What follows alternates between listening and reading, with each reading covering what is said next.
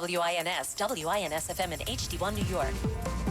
Always on the free Odyssey app. More people get their news from 1010 Wins than from any other radio station in the nation. Kyle McMorrow is at the editor's desk. I'm Lori Metten.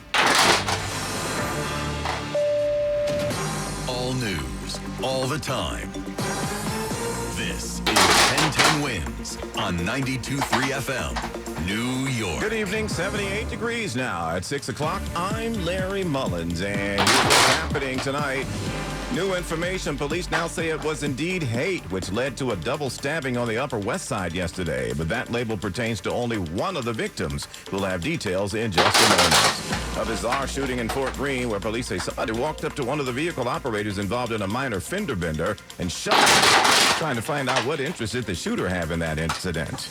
An arrest today involving a fatal hit and run, which happened back in March. Police say apparently they made contact with the suspect, the driver, back then, but put the official handcuffs on him last night. A deep dive study into how much money New Yorkers actually make on average and how much New Yorkers actually spend on average for rent. And the math is definitely not mathing, folks. And it's quail hunting season in western Long Island. The time you're thinking about, looks like this time the quail are the ones doing the hunting. 10-10 Wins AccuWeather, mainly clear skies tonight, dropping down to a low of 66. Wins News Time 6:01. Let's get you where you need to go. And here is Greg Rice. You got your troubles in Queens tonight on the eastbound side of the Brooklyn-Queens Expressway. Yeah, getting up to Queens Boulevard. All of a sudden, we are saddled with a standstill. We are scanning the jam cams here on the eastbound BQE near Queens Boulevard, but it's not until you're closer to Broadway do you get up to speed. It's backed up into Brooklyn. Elsewhere in Queens, southbound side of the Clearview approaching the LIE. The two left lanes are down with emergency repair work. This has you backed up past Northern Boulevard, but now on the southbound Cross Island Parkway near Bayside Marina, we're getting word of a crash, and that makes a mess from the Throgs Neck Bridge. Everything towards Citi Field starting to get a little worse. You got Mets and Dodgers a little over an hour away. You've also got a fireworks display postgame, and that always draws a crowd over at Citi Field. Here's what you need to know about the bridges and tunnels. Out of the Bronx, the best of it, but again, kind of run out of options from there with the Clearview with the emergency construction and the Cross Island with the southbound crash. Citybound George, about an hour on the upper level, 45 on the lower west side highway. Yes, slow out of the 90s. Everything else is worse. Eastbound Cross Bronx and Sheridan Boulevard, still with a broken down SUV in the right lane. Bruckner Deegan, better either way. Lincoln Tunnel, about 30 minutes in. 30 out from 11th, better from 9th. Holland, 45 minutes back to Jersey on the Jersey side. Newark Bay, better either way. Staten Island bound, Raffles has really gotten bad. Jersey bound Outer Bridge, that's still a problem. Earlier breakdown, and we never got better. Greg Rice, 1010 Wins at 92.3 FM. Well, we fooled around one family and made it to another weekend, and this one appears to be absolutely gorgeous. Meteorologist Brian Thompson in the Weather Center to spell it out for us. Brian. Yeah, it's been a beautiful couple of days, really. Yesterday and today, just fantastic weather-wise. We have more of that coming here as we head into the weekend. There's a few clouds moving on in now, but most of those will be gone by tomorrow, so we'll enjoy a good deal of sunshine. I think it's going to feel a lot like today with highs in the low 80s and low humidity. And really not much change into Sunday. Might be a degree or two warmer as temps get into the mid-80s in some spots by the afternoon, but we'll still have a lot of sunshine and low humidity before that humidity does start to creep back into the picture toward Monday and Tuesday. Larry? All right, Brian, thank you, and enjoy your weekend, sir. There is more information tonight about the double stabbing on the Upper West Side. Police say 51-year-old Raul Morales acted out of hate in at least one of the alleged crimes he committed, and as such, they're charging him with attempted murder as a hate crime. He remains in custody after he allegedly attacked a man about 1:30 yesterday in Central Park West on West 84th Street. A 57-year-old Asian fellow was stabbed in the back, and then a short time later, they say Morales went 2 blocks near 86 in Amsterdam near a synagogue and stabbed a 50-year-old Jewish guy. Well, it was that stabbing which led to the hate crime charge. He was not charged with the hate crime involving the Asian fella. So far, there's no clarity on how police made the distinction. I'm sure we'll be hearing more about that later. Stay tuned. New York Attorney General Tish James. Understanding the truth that we cannot leave any one community to bear the burden of hate and fear alone. That combating anti-Semitism and hate against the Asian community is a responsibility of all of us, all New Yorkers, all Americans. Mayor Ramdani issued an earlier statement saying police were evaluating to see if maybe Morales had some kind of a, mental breakdown or something which led to all this. But tonight, police say no mental breakdown at all. This man was inspired by hate. And as to critics who say the mayor isn't doing enough to keep Jewish New Yorkers safe, citing his thoughts about Israeli Prime Minister Benjamin Netanyahu, the mayor says, don't get it twisted. My beef is with Bibi, not Jewish people. I want to make very clear that my criticisms of Prime Minister Benjamin Netanyahu are of specifically Prime Minister Benjamin Netanyahu. And any criticisms of any foreign state should never be confused for criticisms of a people or of a faith. Stay with 1010 Wins for the very latest developments on this story. Also tonight in Fort Greene, police still trying to figure out what business was it of a shooter who walked up to a fender bender and shot one of the drivers. This happened after a wreck between a livery cab and a van. Police are investigating after they say a cab driver dropping someone off here on North Portland Avenue was shot in the face. Sources tell us this cab driver got into a fender bender. It turned into an argument, and then someone not involved in this accident pulled out a gun, shooting him in the cheek. Luckily, that cab driver is expected to survive, but neighbors say last night they did hear a commotion. Yeah, it was just fireworks in the air last Yeah, they night. just put up fireworks last night. It was a whole bunch of fireworks. It was a bunch of noise from the fireworks, and that's it. I don't know if it was a party or something. We could have thought it was a party or anything. We just heard fireworks. Yeah. Police tell us at this time they are still searching for the man they say pulled the trigger. Mary Lynn Buckley, 1010 Wins on 92.3 FM, Fort Greene. A quick follow-up to a story about a lady who was struck and killed by a hit-and-run motorist back in March. Now, they've arrested somebody in the death of 58-year-old Suzanne Smiter. Ms. Smiter was crossing Jamaica Avenue near 148th Street about 3 o'clock in the afternoon, March 11th. Cops say 28-year-old Darius Adams came blowing through in his 2001 Lincoln. Say he was driving in the bus lane, and the bus had stopped to pick up some passengers, and so he sped around the bus, they say, and slammed into her while she was crossing the street to go and get coffee. Queens DA Melinda Katz says he just kept right on going. They say police tracked him down, though, the night of the hit and run after he called 911 about some kind of a medical episode. Prosecutors say when they got there, he was outside a homeless shelter standing next to his car, his damaged car, and a bunch of liquor bottles. We can assume that they've been investigating this since March and just now decided to charge this guy. AccuWeather says, yeah, tonight's going to be nice, mostly clear and comfortable with a low of 66 in town, 50s and around 60 in most of the suburbs. And then tomorrow, mostly sunny and nice with a high again of 82. Tomorrow night, mainly clear, still comfortable with a low of 67. Hanging on to that 78 degrees right now in Central Park. Well, there is this new study out which takes a dive into how much people actually take home in their wallets versus how much they can afford to live in the tri-state. Anybody take a guess of what they found? Talk to him, Mac. The report is called Out of Reach because that's what they say it is for people making minimum wage in the tri-state area to be able to afford an apartment. People's jobs are just not paying enough. Dan Emanuel with the National Low Income Housing Coalition says it's gotten a lot worse since the pandemic. Unsurprisingly, the New York City metro area is also in the top 10 most expensive metro areas, and it has a housing wage, a two-bedroom housing wage of $55.96 an hour. He says it speaks to the affordability crisis and thinks there needs to be more building. Mac Rosenberg, 1010 Wins on 92.3 FM. Meantime, in North Hempstead, it's open season for quail hunting. This time, though, it's the quail that's doing the hunting for a dangerous blood-sucking pest. Here's a quick fact. One quail can eat up to 5,000 ticks. And here in Port Washington, 100 of the birds were released to help rid the Hempstead Harbor Nature Trail of ticks. We were very lucky to have my son's kindergarten teacher bring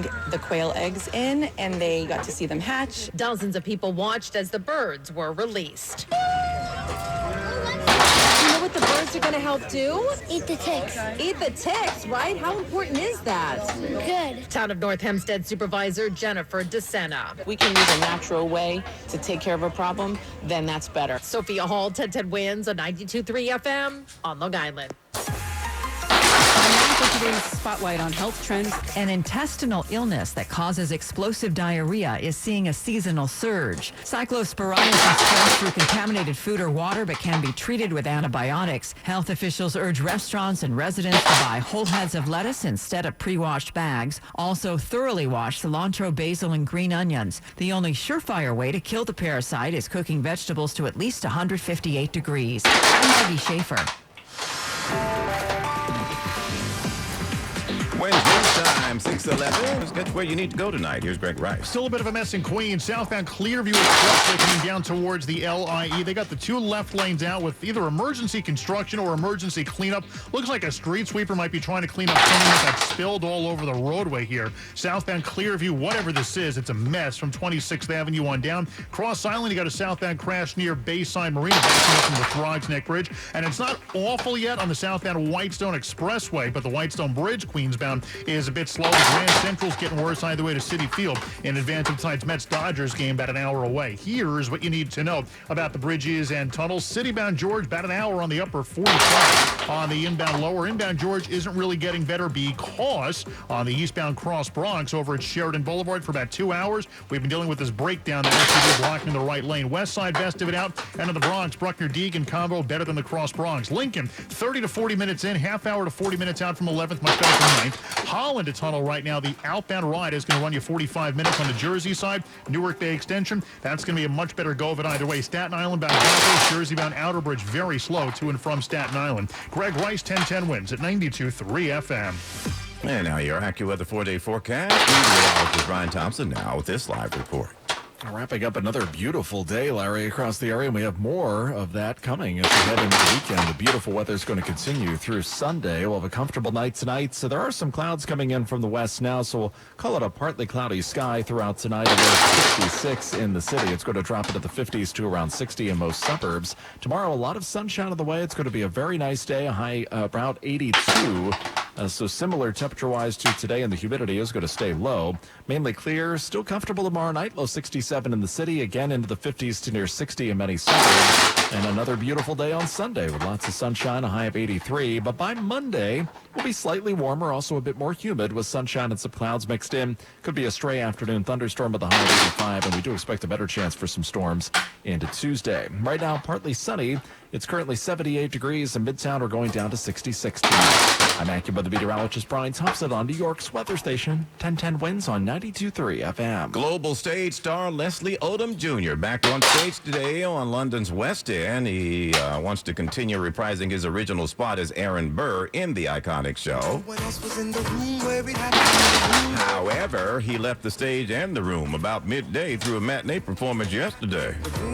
He's replaced by Mania Glassy Olsen. He didn't appear in the Thursday evening performance of the show. A spokesman for Hamilton declined to say exactly what caused the actor to exit stage left, but they confirmed he will be back tonight. Odom didn't perform on Monday, Tuesday, or Wednesday of this week, but he was already scheduled to be off those days anyway, so maybe he hadn't quite gotten the when he came back Thursday. Who knows? Doesn't sound like there's anything serious, though, like a medical condition. Odom is in the middle of a limited summer run, reprising his Tony-winning role. You know, he originated the performance off-Broadway in 2014 before transferring with Lin-Manuel Miranda's production the following year. Hey, Yankees fans, join us at Yankee Stadium on Friday, August 21st as the Yankees take on the Toronto Blue Jays. And don't miss Cody Bellinger Bobblehead Night, presented by T-Mobile. The first team that goes through the gates will take home an exclusive Cody Bellinger bobblehead.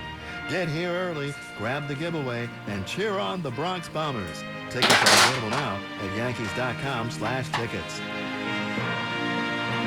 Down at the jailhouse, Diddy, folks, landed in solitary after somebody said something about him that he didn't appreciate, and it was on. Oh, it was real ugly. Rubber sandals flying all over the place, they say. A source tells ABC News that Sean Diddy Combs has been in a fight at the Federal Correctional Institution at Fort Dix, where he's serving a 50-month sentence for transporting prostitutes. The other inmate involved in the altercation apparently made a remark to Diddy, which instigated the entire event, and Diddy was sent to solitary confinement, according to reports. It's unclear if that move will be temporary or whether he'll be kept there long-term. Combs' release is supposed to be in 2028. They didn't say what the guy said to Diddy to set him off. Social media has come up with some colorful memes, which we can't repeat on the radio. Over in London, singer Chris Brown says, okay, I did it. I'm guilty. Pleaded guilty to brawling at a London nightclub. He had earlier said, I didn't do it. Nobody saw me. Can't prove a thing. But he changed his mind. This involved a 2023 incident where a producer was hurt. In exchange for the guilty plea, prosecutors dropped charges against him, which included assault and attempting to cause grievous bodily harm and having an offensive weapon. Brown had denied attacking a guy named Abraham Diao with a bottle at a swanky club in Mayfair, for those who are familiar with the club scene over in London. He had been out free on a nearly $7 million bail, which allowed him to keep on touring.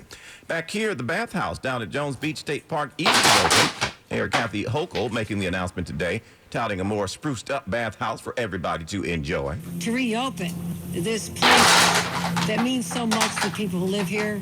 So many people have already said they walk in. I came here as a kid.